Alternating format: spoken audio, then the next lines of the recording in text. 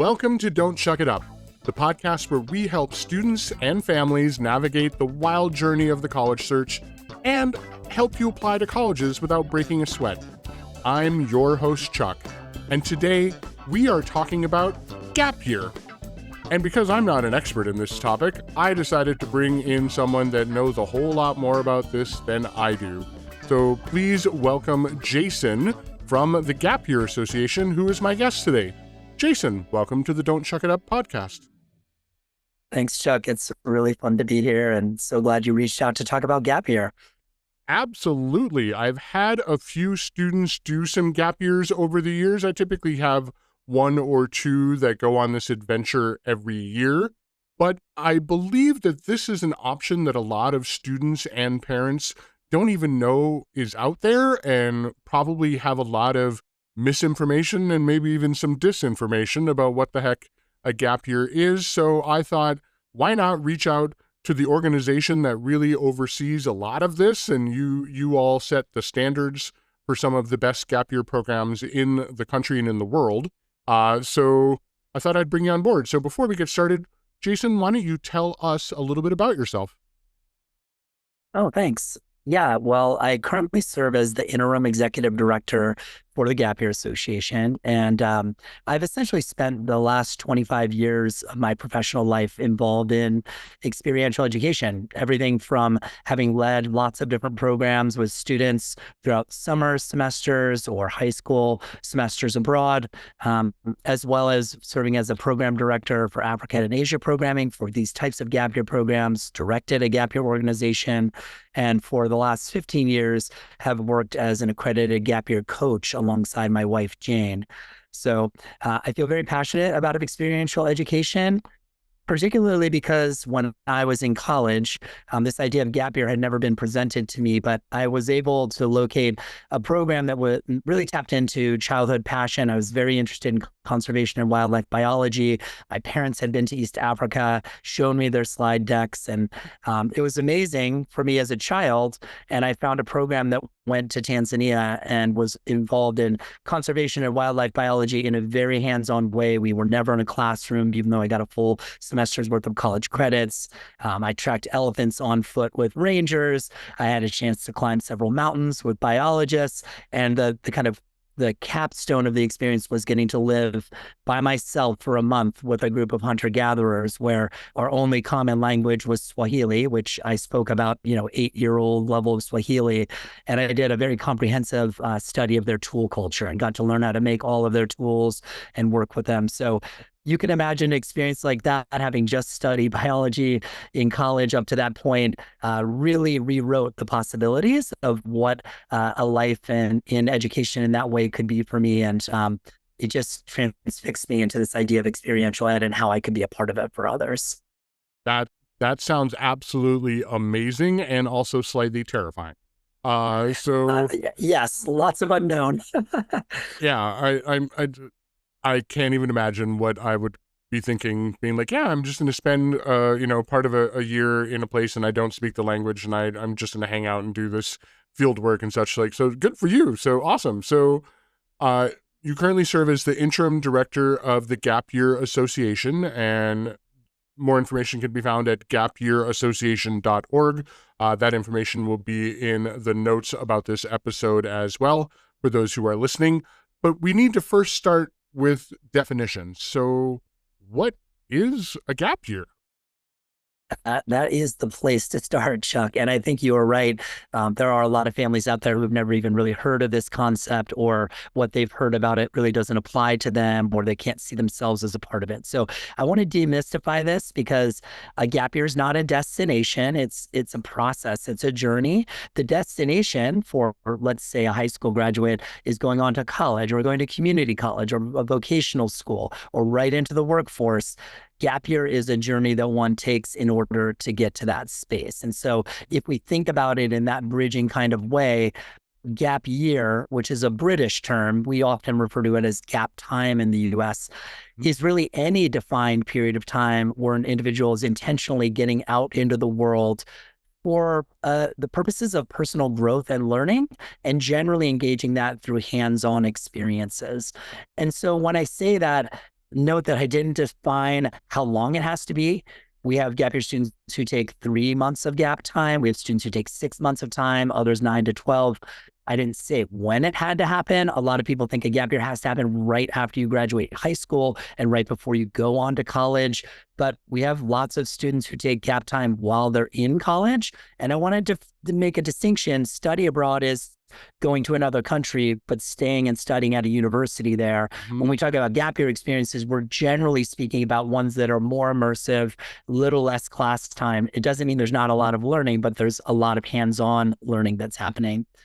And then the other thing about this definition is it doesn't tell you where you have to go or what you have to do, what you're supposed to learn, how you're supposed to do it. And so that you can take that and say, okay, great. Well, so you're saying I can stay in the US and I could stay at home and Yeah. does that count as gap time?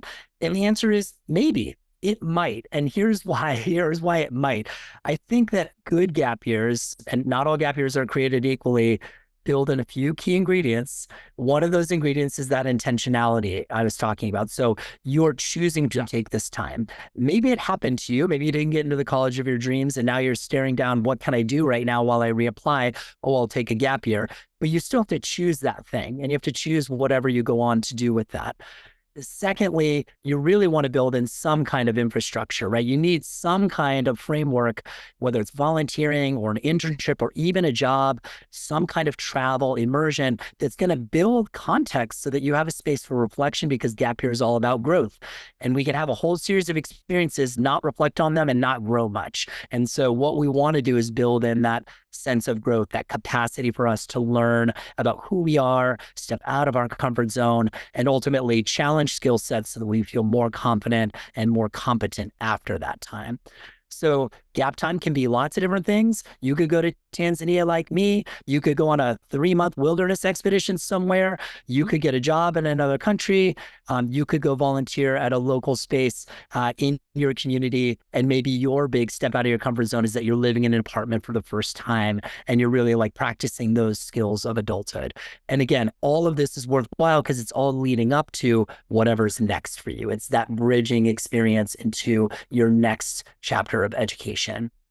And I love all of those distinctions that you made, and I think those are very critical and really important for students and families to think about, is that a gap year is different than just taking a year off and sitting at home on the Yeah. couch playing video games, which a lot of parents are worried that that's what a gap year is. Like, oh, my kid is just going to sit at home, play video games, and not do anything worthwhile. And so a gap year or a gap time is really something done with intentionality. It could be that you are spending time doing volunteer work in your community. But again, why are you doing that? What is the goal? What is the purpose?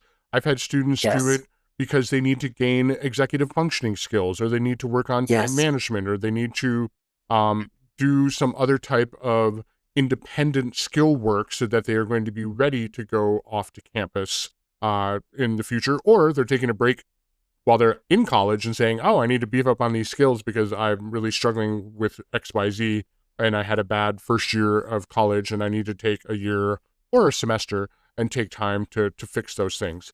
There is a distinction, though, that if I love your scenario of you didn't get into the college of your dreams, you're now going to take a gap year. And one issue that some families run into is they'll go, oh, well, we'll just go to community college. And I said, that's not taking gap time because now you are enrolling in a college and that is actually going to college. I know it might not be a 4-year school or the college of your dreams, but if you're going to a community college, you are technically enrolling in college and that's not gap time. Gap time. That's exactly right. Yeah. I No, think I it's think you're right on. And that's where, if we started point A and point A is graduation from high school and point B is where we're headed, right. you've basically just gone the straight line to school. You just chose to go to a 2-year school rather than a 4-year school right away, as opposed to the slightly more meandering and lengthy path of investigating what's actually going out there in the world, where you're applying everything you've already learned up to this point, really getting a sense of experience from the world, and then coming back to, say, that classroom experience where now you have something to say because you've lived it. Now you have a real perspective because you've actually gained that experience out there in the world. You didn't just read about it. Exactly. And I think that's where the vast multitude of gap programs that are out there, you are learning something. You just may Yes, not walk away with a collegiate level transcript. You may walk that's right. away with a very full resume. You may have a bunch of new skills and experiences, and even an internship of sorts that is typically not for college credit, but it might be an internship where you've gained some actual work experience. And again, volunteering still counts. I love all of that. But it is not, you are not walking away with a college transcript at the end of a typical gap experience.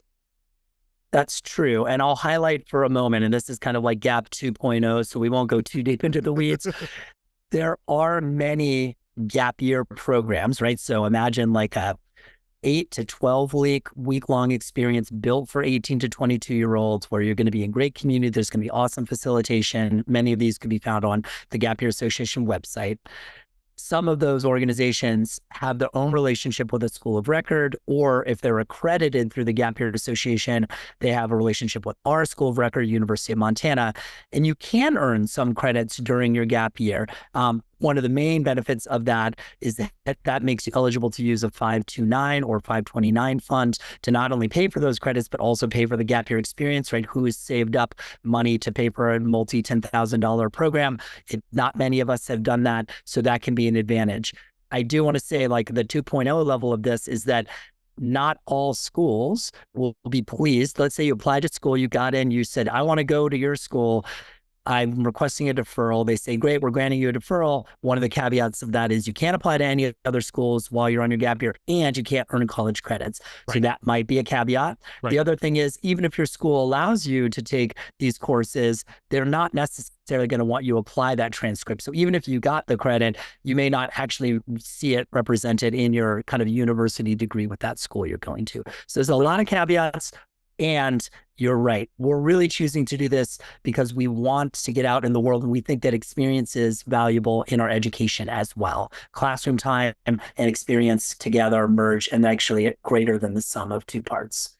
And this is why when students and parents are thinking about this, it's always great to talk to someone either at Gap Year Association. You have a plethora of consultants, or someone like That's me right. who has worked with students and families on this gap year planning, because you brought up that 2.0 scenario of, we're getting into the weeds a little bit, but you have to be okay with some colleges may not accept the transcript if you are earning a transcript. And I had a student that did that.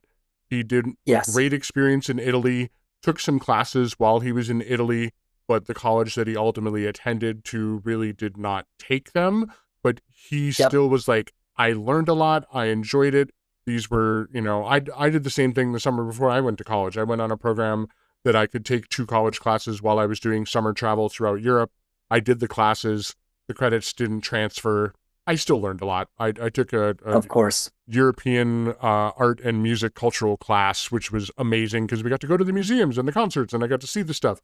Yes. It didn't transfer, but I gained the knowledge. But, oh, well, I didn't have credits. Hakuna Matata, move on. Right. Exactly. Yeah. And I really appreciate what we're talking about, because I think it leads into one of the greatest concerns that both parents have and students have, which is, if I choose to take this time, am I going to go back to the place that I thought that I was headed, right? So is this going to derail me? That's the parent concern often. And then the student concern is, if I choose to do this, am I now stepping out of lockstep with all of my peers who I've been walking side by side with for my entire waking life? Mm-hmm. And how am I going to feel about that? And I just want to say that the evidence from all the research that's been done is that gap time actually really just ignites or reignites the love of learning that students have had, and really compels them to want to go on to that next step in their education. And again, I don't want to presume that every student is bound for a 4-year school. I went to a 4-year school. I'm a big believer. It was a great education for me. I've seen lots of different iterations. I think all of us just want our young adults to find life purpose and be happy and be clear about what it is that they're engaging in and feel successful. So I want just to assure you that I haven't really ever seen evidence that students don't choose to go on to the thing that they were excited about, because this tends to just get them more excited. And for the young adults who are wondering, oh my gosh, like, if I'm stepping away from my friends, like, what's going to happen when I'm home for the holiday break? Like, they'll all have been in college and, oh, I've been doing this other thing, and won't I feel out of place? And what I tell them is that that conversation at, the holiday table generally looks like, oh, hey, like what classes were you taking this semester? Oh, that's cool. Like basically all your general eds, like high school. And like, oh, cool, you went to that party and oh, you rushed that frat. Great for you. Well, what did you do? Well, I went to South America and I had a chance to live with this homestay family, and my Spanish is much more proficient now. And I got a chance to see Machu Picchu at sunrise. Mhm. And your friends are going to be looking at you like, what? Like, I don't get to do any of that. And you will still have that chance to say, go on to college. And so, thinking about this, I just want to tell you, as an adult who's lived a lot of adult life now, there are no timelines in adult life anymore. Like, it ends at high school. Yeah. Some of your friends are going to graduate college in 4 years, and some of them are probably going to graduate in 6.5. The natural average right now of graduated 4-year school is over 50% of people graduate in 6 years Right. or more. Some of your friends aren't going to finish college. Some of them are going to go right into the workforce. Like, life as an adult is a bit of a free for all with time frames. So choose yours, choose what's right for you. You're going to get all the things done if you're excited about them. And these are not things that you genuinely need to worry about, because I'm telling you right now, none of it's going to matter in 6 months. I thank you for saying all of that. I can't echo that enough, Jason. I literally just had this conversation with a student and parent last night, where they're worried about, okay, well, what if we take a gap year? Isn't that going to look weird to employers or to colleges or whatnot and what have you? I said, I want you to go to the library and ask to check out the Book of Life and see what they hand you. And the librarian will probably look at you funny and be like, what do you mean the Book of Life? Like, I need the instruction manual. Like, what am I supposed to do? And there isn't one. You are writing your own book of life, and why not make it interesting by doing a gap program?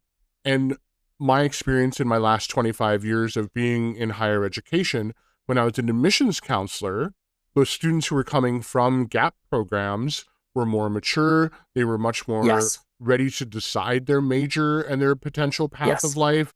They were much more, when I interviewed them, they were just very cognizant aware of like, okay, when I graduated high school, this is where I'm at. I've done a year now of gap stuff, and this is what I'm doing now. And also, some of the students did multiple gap things within the year. They did 3 months of this, they did 6 months of that, and they did a 6 months something else. And as you mentioned before, you're bringing up things like Africa and South America, but you can stay right here in the United States and come up with a really great gap experience as well. I had one of my students do one of the Gap Year Association programs where he learned how to do backpacking and emergency medical care in the mountains of Colorado, and spent 6 months doing different coursework. It was classes that he was learning how to mountaineer and do first aid in the middle of the mountains. And parents didn't hear from him much, which was a little nerve-wracking, but it's the mountains. He came away with a whole lot more skills. And I wish there was a way I could help parents and counselors who are listening, as well as students, understand that you can take a year and colleges are still going to be excited about you. They still are going to be interested in you. It's not like you might have that weird conversation with the high school friend that, the high school friend went on to the public university and you decided to do this. And they'd be like, oh, what's that? Yeah, you're going to have to explain what a gap program is and what you did. Hakuna Matata. It'll be fine. But stop worrying about the Book of Life and saying that you have to graduate from high school and go into college, graduate college for 4 years, which you also mentioned doesn't really happen. For my students, it does, but they're getting the coaching to do it. But for many students, they don't graduate in 4 years. So I think hopefully we've gotten the listeners excited about this idea of gap year. And they're probably going, okay, so now how do I find these things? And I think this is where the Gap Year Association and your website can be an amazing resource for students, parents, and counselors. So what is the Gap Year Association? Yeah. Thanks for asking about it. So the Gap Year Association was started in 2012 as an initiative, and we petitioned the U.S. government. So we're ratified by the U.S. Department of Justice, as well as the Federal Trade Commission, and as the Standards Development Organization, or SDO, for gap year education. And so that originally began to be able to create a high bar of standards of best practice for gap year programs. It has subsequently evolved also into best practices for gap year coaches and consultants. And effectively, our role initially was to bring together this amazing community of disparate programs that were all offering these experiences, bring them together under this banner of gap year and say, hey, look, we're going to develop together with our standards and accreditation committee an amazing set of standards by which we're going to agree are the way that we want to operate out there in the world. And this is everything from philosophy of education to risk management, to how we're going to behave responsibly going into communities and being involved in service learning, to how independent experiences are facilitated so that you as a young adult are in good care, even if you're not in the care of the program all the time. And what we've seen is this association has now blossomed into not only this community where you can find all these amazing program providers, and just to say, because there's lots of ways to find gap year programs, but if you're on the GYA website, what you're going to find are every single program provider has already met a pretty high bar just to even become a member. It's not pay to play. You actually have to meet a set of standards in advance. You know that every single program provider carries liability insurance. So you know that every single program provider has a comprehensive risk management plan. All the things that would be important to you as a parent, that's important to us. But when you look at these accredited programs, the ones that have these seal on them, they have been through a very rigorous process of assessment. It usually takes about 6 months for a program provider to go through successfully. And on the other side of that, you just are seeing some of the most amazing options. That said, we're also a research institute, and we consolidate and run our own research projects on gap year students and their outcomes. We are an educational hub. We're a 501c3 nonprofit, and our role is to be able to provide resources and scholarships for gap year students. So we have multiple opportunities that we're pursuing. We're trying to really serve a wide variety of constituents. And what we wanted for you as the public to be able to come to a website and say, hey, I can trust the sources that are on here. I can come find all the information that I need. And if I need more help, if I need to find a really great counselor, if I need information on how to start planning, all of that is there and available to you too. Absolutely a lot of information here. So gapyearassociation.org for those of you listening. Again, I'm going to show the website here in a bit, but you really do have an amazing resource. You have a total of 87 different programs currently listed on your site. As you mentioned, these are not pay to play. These are not those. That's like, right. This is not just pure advertising. These are programs that you have vetted, you have looked at, you have evaluated. And several of them, over 25 of them, have received some type of seal from you. So either the accredited program seal, where they've really met all of the standards of being a GYA accredited program, or the college credit program. As we mentioned before, some of these do carry college credit capability, and those are labeled as such. So they can be either an accredited program or a college credit program where students can earn college credit. Is there any concern for the ones that don't have those accreditations, or like what should parents and families and counselors know about the ones that are on your website but have not reached that seal level of approval? Yeah. I so appreciate you asking about that, because our accredited programs are really the backbone of the association in terms of their contributions, commitments, and best practices. And just because an organization isn't accredited doesn't mean that it isn't operating at an incredibly high level. Some organizations can't support the person power to be able to go through the accreditation. Some of them are actually in process right now and just haven't fully achieved it yet. And some organizations are newer to our association and are considering whether or not this is the path that they'll take. So again, our standards of membership are one of the places we want you to feel a sense of trust. Like, okay, somebody has looked at these. I don't have to necessarily feel like I have to do all the due diligence. Of course, we always want to make sure that you are finding the right fit for you, and not every experience is the right fit for every student. Right. And while many of these would serve a wide variety of students, we really want to think about what skills do I have? What skills do I want? How do I start in a place that's going to empower me, not overwhelm me? And ultimately, you mentioned many students pursue lots of different things over the course of their gap time, maybe 3 or 4 experiences. how do I build a progression for myself from that structured opportunity into a place of more independence and pursue the interests I have at the time. So I hope you'll check it out. We just updated the website this year. It has a much more robust filter, so you can search based off of all the criteria you have, and hopefully you'll find some good options. Well, and I want students, parents, and counselors to also not go in with just one type of criteria. So it's like, well, I have to Right. do a program in Africa. It's like, okay, well, let's think about all the possible outcomes that are out here. A lot of these gap years are really also focused on a career potential. So like there's ones here that are focused on social innovation, or focused on cooking, or focused on music, or focused on languages and translation, or working with the YMCA, or doing semester at Yes. sea type things. So there are things that are connected to actual careers. I love that there's a ski and snowboard training program and an art history Absolutely. program. So there's just a wide variety, and it's not just, oh, I'm going to go live in a tent in the middle of a country that I've never heard of, and that's my gap year. There are urban programs, there are rural programs.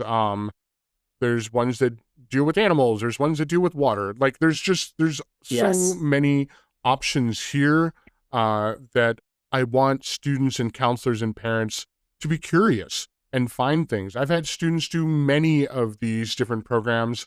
I have never had a student say to me, "Well, that was a bad idea." Like that doesn't Right. happen. It's Yep. it's it's going to be a switch. Like, you're going from a very structured school environment, whether that's high school or college, where you're used to, sitting in a classroom. In high school, it's class bell, and just very regimented.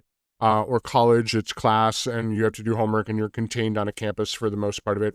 To a gap program, which is going to, some of these don't even have walls because you're outside. Like, it's just going to be a mind shift, and that can be hard. So my students Yes. may really struggle for those first, couple of weeks doing a gap year, because it is a mental shift. So what type of supports do you see both Gap Year Association and these individual programs provide for students and families to help the student transition into a gap experience?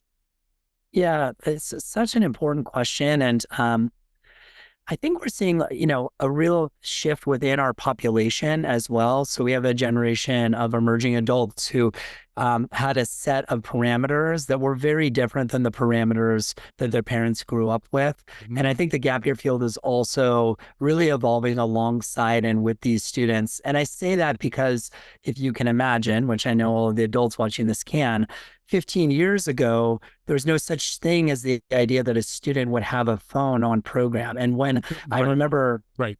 a parent did sneak a cell phone into someone's bag that was going to Costa Rica. Of course, it didn't turn on, right? Like it couldn't work in Costa Rica. It didn't work. It only worked on U.S. networks. And today we're in a very different place.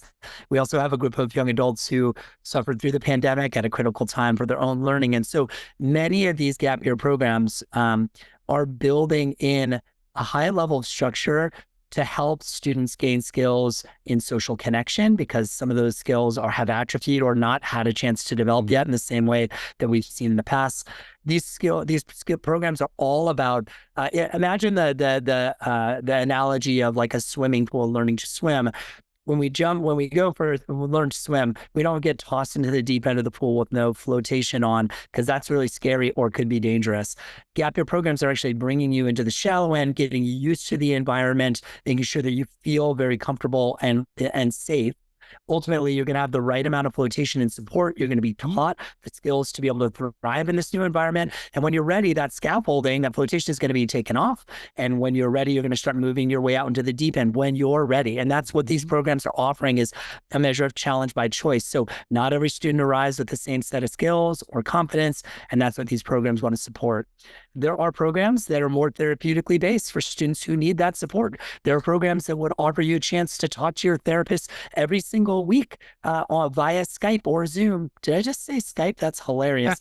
Via Zoom, if you needed. There are programs that will take you out, and will talk to your parents once or twice throughout the semester, right? There's programs for everyone and for every interest area. when you're out on your own, and there's a lot of students who independently gap, don't use programs, that's wonderful. You still want to build in those measures of support. You want to build in measures of mentorship. How do you balance the right amount of challenge for you versus the right amount of support? And those are the things that you're going to figure out, but this isn't a newly blazed path. Gap year has been an institution within the United States since 1980. And ultimately, while you may be the only person from your school who chooses this, I can tell you that there are tens and tens of thousands of other students in the United States who will be doing this year, and hundreds of thousands of students who are doing it worldwide every year. And so this is something that will be unique to you, but also is not new. There are guardrails in place. There are infrastructures that have been built to make sure that this is successful. Well, and as you said, there's such a variety of programs now that are available that Yes. there are ones specifically for students who are neurodivergent, or students who have learning challenges, or students who are struggling with particular issues and need more of a therapeutic type program. So, don't hesitate to take a look at these. I know there's worries and concerns about, will my child be safe? Will my child be happy? Will my child get all the things that they need? There probably is a program out there that will cross all the T's and dot all of the I's, even if you have, allergy restrictions or food restrictions or other things like that. These programs, there isn't just one or two programs anymore. There's an overwhelming amount, actually, for me. It is incredible. I mean, and we're just covering the ones that you, as a Gap Year Association, have started either already you've vetted them and approved them, or you were in the process of reviewing and vetting them. And then there's a bunch out there that aren't even on your website. Proceed with caution with some of those. But, there's a lot of different options there. And then also, students can create their own option, utilizing the resources within their community or their state or their region. So Gap Year Association is a wonderful resource, but this isn't the only resource that's out there for people who are thinking about doing gap time. That's exactly right. And I would just want to say, we didn't touch on, if you will, the archetypes of students who take gap time, or the reasons why they take them, right? That is often more resonant for people. But there are students who are high performing, everything's going their way, and gap time is just this chance to really engage energetically with their passions out in the world. And then there are students who are trying to decide, is college right for me, or what's the next right step? Can I investigate in the real world what it might look like for me to be involved in medicine or journalism or computer science? How can I get involved and see what happens next? And then there are, of course, students who have more challenges, and they have been struggling, and they're looking to find success. And there's opportunities for all of those people. And so whatever your reasons why are for taking gap time, it's only going to be an enhancement and benefit. That's only something that's going to really add to your life as you move forward with those, very first chapters of your adult living. All right. The biggest question of them all, the one that scares the pants off of parents, counselors, and now teens, because teens are thinking about this as well, is, this sounds great, Jason, but what does it cost? Sure. Yeah, that's the really important question. And I'm going to counter with, what would it cost for you to live at home, be fed, clothed, and have all of the things? So I want you to think about what that would cost. And I also want you to think about what it costs to go to a year of college, particularly if you're not excited about going to a year of college. Is that 30 grand? Is that 40 grand? Is that 50 or more?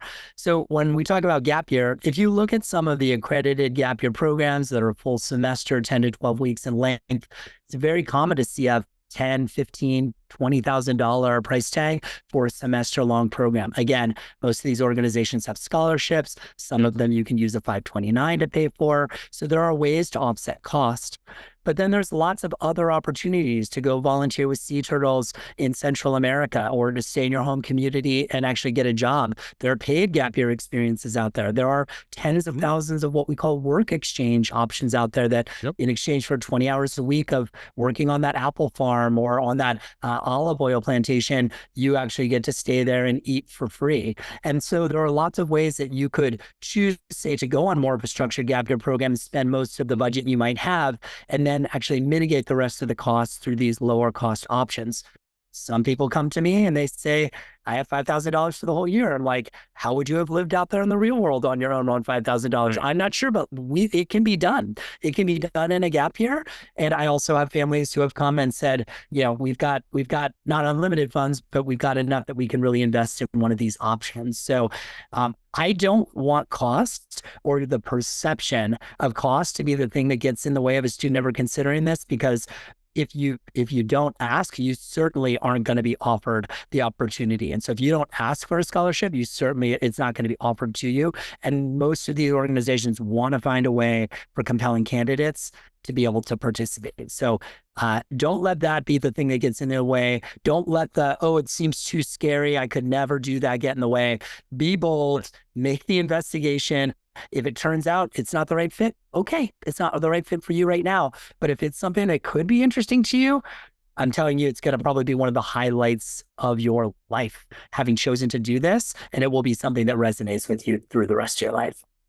I I think that is excellent advice. And I will also again point back to your website that you have put together a list of resources, that scholarships that are available from many of the gap That's year right. program providers.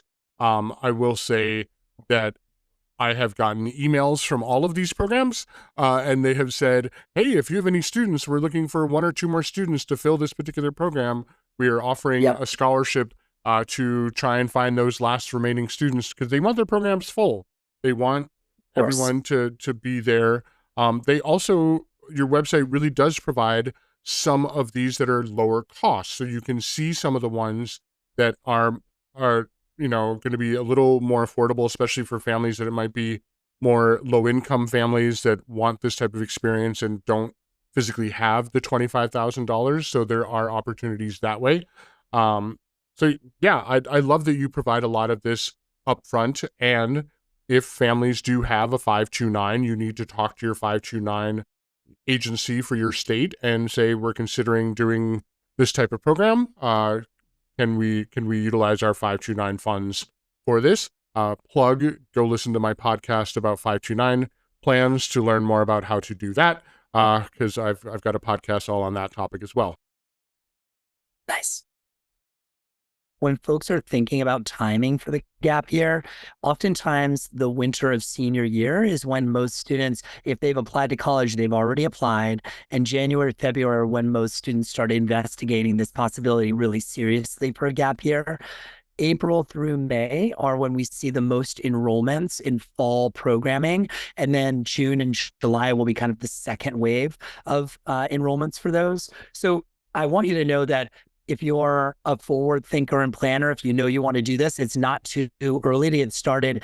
The summer after your junior year, I've seen lots of students investigating gap time at that point.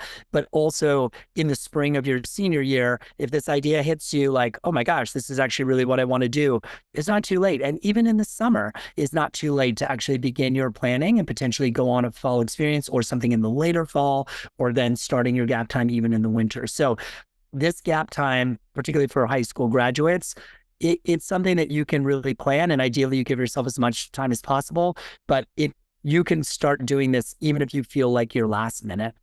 The other thing I want to say is, believe it or not, the highest growing population right now that we're seeing of students who are taking gap time are students who are recently graduated from college. And it's not surprising with the kind of the job market right now, the uncertainty of what AI's impact will be on this next generation going into the workforce. But we're seeing a lot of adults who are emerging from college who are like, I think gap time is exactly the thing I need to do for myself right now. And we're also seeing many adults who are, in the middle of their life and their careers, who are saying, hey, what about me? YOLO, I'm doing this too. I'm ready to go out into the world and have my own gap time. And there's lots of gap opportunities for, people of all ages.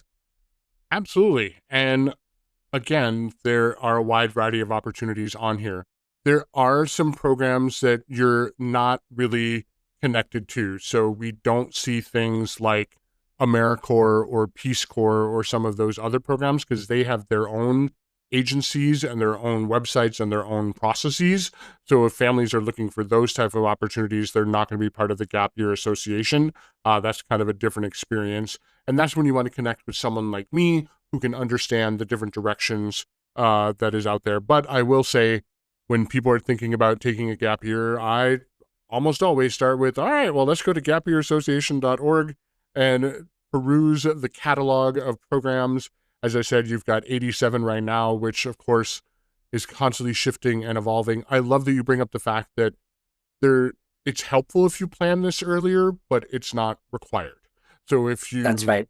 if you do get through the senior year, or I'm seeing right now on a lot of, we're in June, and parents and kids are going off to orientation programs for college, and the kid is just like, I don't know if I want to do this. I'm freaking out. A, that's normal. B, some students really may not be ready, and maybe a gap time or a gap experience would actually be a better fit. It is not too late. It is still available, that many of these programs still have space, still have opportunities, so you can go for this coming fall or for the spring or both and do a whole year. So I don't want parents to freak out and think we're too late, this isn't a possibility anymore. Some of the programs might Yep. already be full for sure, but I guarantee that not all the programs are full. There's going to be That's opportunities exactly available. right. Yep, you're right on. So I really appreciate you spending time and explaining a lot of these things for me and for my listeners, and all of the information you provided. I did want to give you a moment to kind of hype up the Gap Year Association and what you really love about it. So what are some things that you would want counselors like myself, parents, and even students listening to know more about Gap Year Association and just gap time in general? Yeah. The thing I would want you to know is that Gap Year Association is purposefully designed to be the hub of gap year education, and particularly for students from the United States. We have programs that are our partners who are all over the world, as Chuck said earlier in the podcast. But for students from the US, like, this is meant to be your resource. This is the place to come for inspiration. We have events all year round. One of our biggest events is Gap Year Exploration Month that takes place in October. It's a celebration of emerging adults who are getting out there into the world. This year's theme is called Future Ready. We really believe in this generation. We know that you're up against a lot of really challenging scenarios in all kinds of veins, and we want to help you understand that Gap Time is really about getting your feet under you and getting really clear about what you want. And there's lots of ways to do this, and we want to be able to provide that resource. Student memberships are free. High school guidance counselor memberships are free. All of these have specific resources that have been tailored and designed to you. We have Gap Year enthusiast membership levels. We have independent educational consultant membership levels, all kinds of professional Gap Year consultants and program providers, as well as higher ed institutions that are Gap Year supporters, and even affiliates that are there to provide services that really benefit students or benefit programs. So we want you to come celebrate with us. If you're thinking about a profession where you like your colleagues and really want to be involved and with people who are enthusiastic, Gap Year Association is the place to find those people. This is just a group of educators who really believe powerfully in the experience of getting out into the world and how it complements all of the rest of your education in your life. So thanks for thinking about us, Chuck, and thanks for highlighting the GYA. We're really proud of the work that we've done. We're a members association. Our members contribute deeply to all of our initiatives, and so we're really grateful to have the chance to be able to highlight GYA. Well, absolutely. And I will do a personal plug that one of my former students now is working for one of the Gap Year Association programs, and that's how I That's got to awesome. do a deep dive. And she'd had a great experience in college and just wanted to do something after college, and got connected to one of the Gap Year Association members. And her travel experience from being an employee of one of those is just incredible. She's like, oh yeah, I'm flying to this country and doing this and doing a site visit here and all those things. So for those of you young adults who keep yelling at me about what jobs are there where I can really get a global experience, gap year programs are a way to get out there and explore the world. No doubt. Well, Jason, again, thank you so much for being a guest and for coming on to the Don't Chuck It Up podcast. to talk about the Gap Year Association and help all of us learn a little bit more about what gap time is and answer a lot of those really critical questions. Obviously, I will put information in my notes, but people can go to gapyearassociation.org and fill out the contact form to connect with your staff and to get information that they need about the Gap Year Association. So thank you so much for being a guest today. Thank you, Chuck. And for all of you, thanks for listening to Don't Chuck It Up. If today's episode has been helpful, please be sure to subscribe, share it with the family, comment on the episode, and help me get this information out there so that more students, families can get some assistance in navigating the college search, application, and just life in general. That's what's going on with all of you. So I'll be back next week with more tips and tricks. Until then, remember, don't chuck it up.